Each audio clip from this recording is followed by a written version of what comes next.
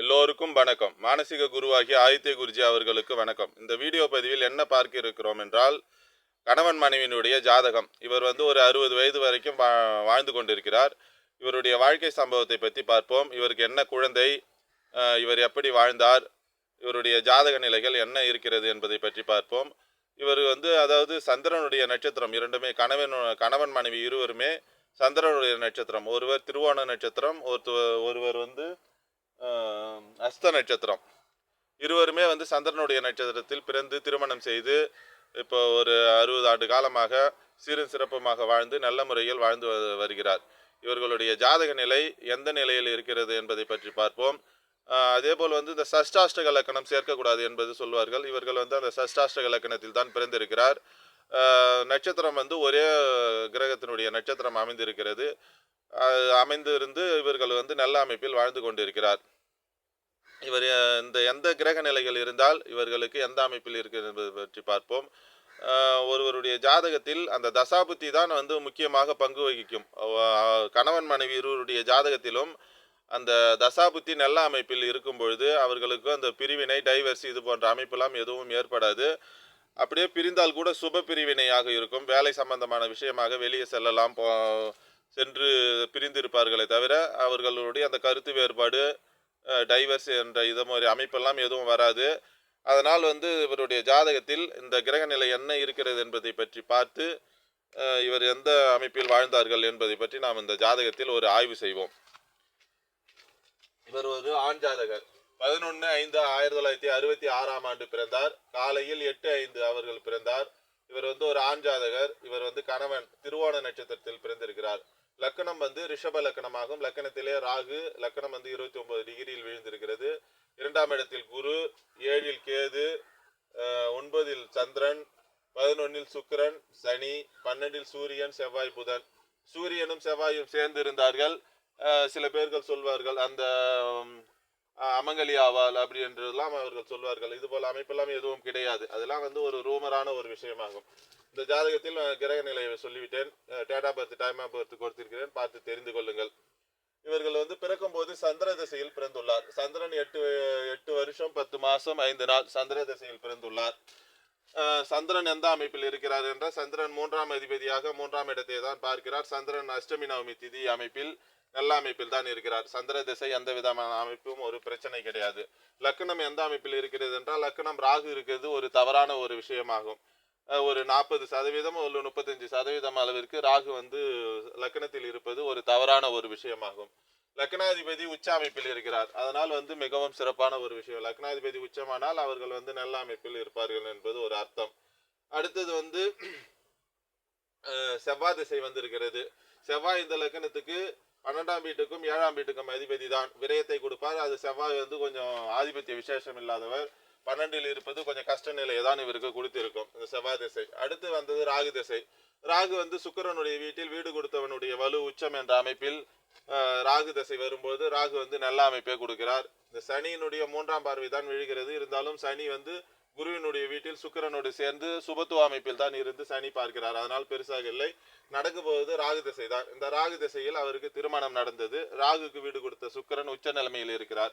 அதனால் ஒன்றும் பிரச்சனை இல்லை. அடுத்தது குரு திசை. குரு 16 வருஷம், அதாவது 49-50 வயது வரைக்கும் குரு திசை நடந்திருக்கிறது. குரு இந்த லக்கணத்துக்கு ஆவாதவர் தான். அதாவது 11ஆம் வீட்டுக்கும் 8ஆம் வீட்டுக்கும் அதிபதியான குரு குடும்பஸ்தானத்தில் இருப்பது ஒரு தவறான ஒரு விஷயம்தாகும். இருந்தாலும் சுபராகி இருப்பது அவரை ஒரு ஆதிபத்திய ரீதியில் கெடுதல் கொடுத்தாலும் காரக ரீதியில் நல்ல அமைப்பை தருவார். அவர் குரு 8ஆம் இடத்தை பார்ப்பதால் 8-12 சுபத்துவ விதி என்ற அடிப்படையில் 8ஆம் அதிபதி 8ஆம் இடத்தை தொடர்பு கொள்ளும் பொழுது தூர தேசத்துக்கு அனுப்பி நம்மளை பிழைக்க வைப்பார். அதனால் தவறு ஒன்றும் இல்லை. அப்போ குரு திசையில் நல்ல அமைப்பை அவர்கள் சிறப்பான அமைப்பை வெளியிடம் சென்று அவர் வெளிநாட்டிற்கு சென்று பொருள் சம்பாதிக்கக்கூடிய அமைப்பை அவருக்கு கொடுத்தது. குரு திசையில் வெளிநாடுக்கு சென்று திரும்ப கொண்டு இருந்து அந்த மாதிரி அமைப்பை கொடுத்தது.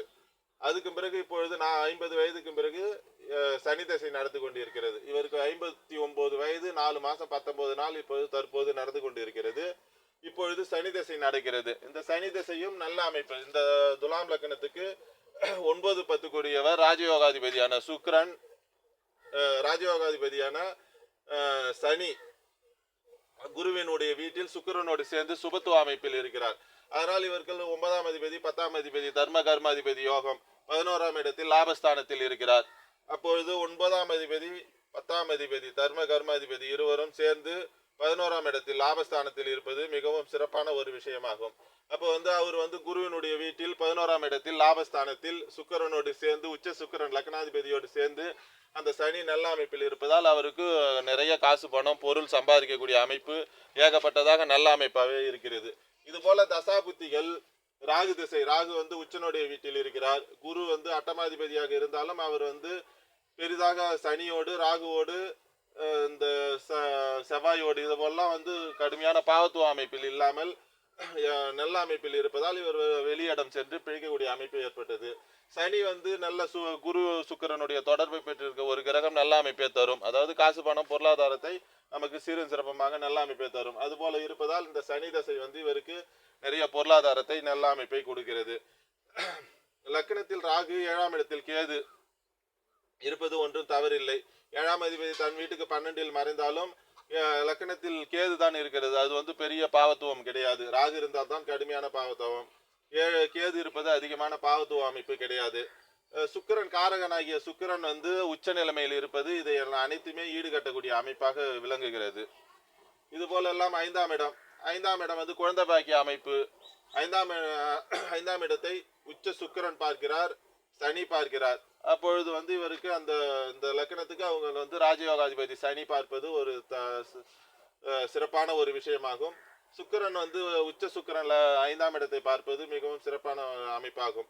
குரு பகை வீட்டில் தான் இருக்கிறார். இருந்தாலும் அவர்கள் கடினமாக பாவத்துவ அமைப்பு ஏற்படாத காரணத்தால் முதல் பிறந்தது 2 பெண் குழந்தை, அதுக்கு பிறகு கடைசியாக ஆண் குழந்தை பிறந்தது. 5ஆம் இடம் குழந்தை பாக்கியஸ்தானம். அப்பொழுது குடும்பம் பொருளாதார அமைப்பில் நல்ல அமைப்பில் தான் இருக்கிறது. இது போல ஜாதக அமைப்பில் இந்த கிரக நிலை தசாபுத்தி, கிரக நிலையில் தசாபுத்தி நல்ல அமைப்பில் வரும்பொழுது அவர்களுக்கு எந்த விதமான பிரச்சனையும் ஏற்படாது என்பது ஒரு விதிவிலக்காகும். இதை தான் நம்ம ஆதித்ய குருஜி அவர்கள் தசாபுத்தியை கணக்கெடுத்து பாருங்கள், அதன் அடிப்படையில் திருமணத்தை சேர்த்து வைத்தோம் என்றால் எந்தவித பிரச்சனையும் வராது என்பது நமக்கு பாடமாக எடுத்து சொல்லியிருக்கிறார். இது பெண் ஜாதகம், இவருடைய மனைவியோட ஜாதகம். இவருடைய ஜாதகத்தை பார்த்தனா இவர் துலாம் லக்னம். துலாம் லக்னம், லக்னத்திலே செவ்வாய் சூரியன் ராகு அந்த அமைப்பில் இருக்கிறது. 2ஆம் இடத்தில் சுக்கிரன், 7இல் கேது, 8இல் குரு, 10ஆம் இடத்தில் சனி, 12இல் புதன் சந்திரன் இந்த அமைப்பில் இருக்கிறார். இவருடைய நட்சத்திரம் அஸ்த நட்சத்திரமாகும். லக்னம் சஷ்டாஷ்டக அமைப்பில், சஷ்டாஷ்டக அமைப்பில் இருப்பது சேர்க்கக்கூடாது என்று சொல்வார்கள். இருந்தாலும் இவர் சுக்கிரனுடைய ஒரே லக்னத்தில் தான் பிறந்திருக்கிறார்கள். அதனால் ஒன்றும் பிரச்சனை இல்லை. ராசி இவர் கன்னி ராசி, இவர் மகர ராசி. ராசி திரிகோண அமைப்பில் தான் இருக்கிறது. நட்சத்திரம் அஸ்த நட்சத்திரமும் திருவோண நட்சத்திரமும் சந்திரனுடைய நட்சத்திரம் தான். இந்த நட்சத்திரத்தை பார்த்து பொருத்தம் பார்த்தோம் என்றால் அந்த தாலி பொருத்தம் இல்லை, ரச்சி பொருத்தம் இல்லை, ரச்சி தட்டுது என்பதெல்லாம் சொல்வார்கள். இப்போ இது போல இருந்தாலும் இவர் இப்ப 49 வயது வரை இந்த பெண்மணி வாழ்ந்திருக்கிறார். இந்த கணவர் 59 வயது 4 மாசம் 19 நாள், 60 வயது நெருங்கி விட்டது. அப்போ இவர்கள் குழந்தைகளை பெற்று சீர சிறப்பமாக நல்ல அமைப்பில் தான் வாழ்ந்து இருக்கிறார்கள். இது போல எல்லாம் ஜாதகத்தை நாம் நேரடியாக கணவன் மனைவிகளிடம் வாங்கி வாழ்ந்து அவர்களுடைய ஜாதகத்தை ஆராய்ச்சி செய்தோம் என்றால் நமக்கு ஜோதிடத்தில் நிறைய விஷயங்கள் புலப்படும். இவர் சஷ்டாஷ்டக லக்ன அமைப்பில் தான் இருக்கிறார். 2ஆம் இடம் சுக்கிரன் இருக்கிறது. லக்னாதிபதி 2ஆம் இடத்தில் குடும்பஸ்தானத்தில் இருப்பது மிகவும் சிறப்பாகும். 8ஆம் இடத்தில் குரு இருந்து 2ஆம் இடத்தை குடும்பஸ்தானத்தில், இந்த லக்னத்துக்கு அவயோக தான் இருந்தாலும் ஆதிபத்திய ரீதியில் அவர்கள் சுக்கிரன் 2ஆம் இடத்தில் குடும்பஸ்தானத்தில் இருப்பது சிறப்பு. லக்னம் பாவத்துவ அமைப்பு தான். லக்னாதிபதி 2ஆம் இடத்தில் இருப்பது சுக்கிரனும் செவ்வாயும் பரிவர்த்தனை அமைப்பில் இருக்கிறார்கள். அப்பொழுது அந்த சிறப்பாக அமைப்பு தான் இருக்கிறது. அடுத்தது சந்திரன் அமாவாசை சந்திரனாக இருந்தாலும் புதனோடு சேர்ந்திருந்தாலும் இந்த குருவினுடைய பார்வை இதனை ஈடுகட்டும். குரு சுக்கிரனுடைய இந்த சுக்கிரனும் குருவும் நேருக்கு நேர் இது போல் பார்த்து கொள்வது சில ஜாதகத்தில் அந்த கணவன் மனைவிகளுடைய பிரச்சனை ஏற்படுத்தி டைவர்ஸ் எல்லாம் ஏற்படுத்தும். இது அது போல் அமைப்பெல்லாம் கிடையாது. தசாபுத்தி மெயினாக எடுத்து நல்ல அமைப்பில் இருக்கும்பொழுது இது போல எல்லாம் பிரச்சனைகளை ஏற்படுத்தாது. இந்த செவ்வாயும் சுக்கிரனும் பரிவர்த்தனை அமைப்பில் இருப்பது மிகவும் சிறப்பான ஒரு விஷயமாகும். இவர் பிறக்கும்போது சந்திர திசையில் தான் பிறந்துள்ளார். சந்திரன் வந்து அமாவாசையை நெருங்கி இருந்தாலும் பாவத்துவ அமைப்பில் இருக்கிறார். அடுத்தது செவ்வாய் திசை. செவ்வாய் லக்னத்தில் சூரியன் ராகுவோடு சேர்ந்து இந்த மாதிரி அமைப்பில் தான் இருக்கிறார். 10 வயது வரைக்கும் கஷ்டமான சூழ்நிலை தான் இருந்திருக்கும். அடுத்தது ராகு திசை. ராகு வந்து நீச்ச சூரியனோடு சேர்ந்து செவ்வாயோடு சேர்ந்து ராகுவும் கடுமையான பாவத்துவ அமைப்பில் தான் இருக்கிறார். இந்த சுக்கிரனுடைய வீட்டில் இருப்பது பரிவர்த்தனையாகி இருப்பது அது வந்து அதனை ஓரளவுக்கு ஈடுகட்டக்கூடிய அமைப்பில் இந்த ராகு திசை இருக்கிறது. அடுத்தது குரு திசை. குரு வந்து 6ஆம் அதிபதியாகி 8ஆம் இடத்தில் இருப்பது ஒரு தவறான ஒரு விஷயமாகும். இருந்தாலும் அவர் வந்து அந்த குரு திசையில் இவரை வெளியிடம் கணவன் மனைவி இருவர்களிடையே அந்த வெளிநாட்டு அமைப்பை கொடுத்து அவர்கள் வெளியில் சென்று பிழைப்பதற்காக கணவனை வெளியே அனுப்பியது. அப்ப கணவன் மனைவிக்குள்ளேயே இந்த குரு சுக்கிரனுடைய தொடர்பு ஏற்படும் பொழுது அந்த கருத்து வேறுபாடு வராமல் சுப பிரிவினையாக பிரித்து அவரை வெளிநாட்டுக்கு அனுப்புகிறது. அடுத்தது இப்பொழுது நடப்பது சனி திசை. சனி இந்த லக்னத்திற்கு 4ஆம் வீட்டுக்கும் 5ஆம் வீட்டுக்கும் அதிபதி. அப்ப 4, 5க்கு அதிபதியானவர் ஒரு சந்திரனுடைய வீட்டில் கேந்திர பலத்தோடு இருக்கிறார். இவர் வந்து ஒரு பெருசாக சனி திசை இவருக்கு ராஜயோகாதிபதி 4க்கு 5க்கு அதிபதி என்பதால் சந்திரனுடைய வீட்டில் அமாவாசை நெருங்கி கொண்டிருக்கிற சந்திரனுடைய வீட்டில் தான் இருக்கிறார். இந்த சந்திர திசை சனி திசை ஓரளவுக்கு வந்து ஒரு கஷ்டமான சூழ்நிலையை கொடுக்கும். அதாவது கணவன் வந்து வெளியே சென்று இருப்பதற்கான அமைப்பு இருப்பதால் அந்த சூழ்நிலையை கொடுக்குமே தவிர இவருக்கு வந்து கடுமையான கெடுபலனை கொடுக்கக்கூடிய அமைப்பில் இந்த சனி திசையும் அமையாது. இது போல ஒருவருடைய ஜாதகத்தில் அந்த தசாபுத்தியை கணக்கெடுத்து பார்க்கும் பொழுது அவர்களுக்கு நல்ல அமைப்பே நடக்கும் என்பதை பற்றி நம்ம ஜோதிடத்தில் மிகவும் சிறப்பாக சொல்லலாம். குடும்பஸ்தானம் 2ஆம் இடத்தில் வந்து இந்த சுபகரங்கள் 2 சுபகரங்கள் இருப்பது குடும்பஸ்தானம் பிரிவில்லை இல்லாமல் நல்ல அமைப்பிலே இருக்கிறது. இந்த சுக்கிரனும் செவ்வாயும் பரிவர்த்தனை அமைப்பில் இருப்பது நல்ல அமைப்பாக இருக்கிறது. இது போலெல்லாம் ஒருவருடைய ஜாதகத்தில் சஷ்டாஷ்டக லக்கணமாக இருந்தாலும் அந்த ராசி நட்சத்திர பொருத்தம் ஒரே மாதிரியாக இருந்தாலும் இந்த தசாபுத்தி கணக்கின் அடிப்படையில் இவர்களுக்கு நம்ம வந்து ஜாதகத்தை பார்த்து சேர்த்தோம் என்றால் அவர்கள் சிறப்புமாக இருந்து நல்ல அமைப்பில் இருப்பார் என்பது இந்த ஒரு வித்தியாசமான ஜாதகம் கிடைத்ததால் இதனை வந்து விளக்க விரும்புகின்றேன். இந்த ஜாதகம் பிடித்திருந்தால் லைக் பண்ணுங்கள், ஷேர் பண்ணுங்கள், கமெண்ட் பண்ணுங்கள். இந்த ஜாதகத்தில் ஏதாவது சொல்ல விடுபட்டு இருந்தால் கமெண்ட் செக்ஷனில் தெரிவிக்கவும். மற்றொரு வீடியோ பதிவில் பார்ப்போம். எல்லோருக்கும் வணக்கம்.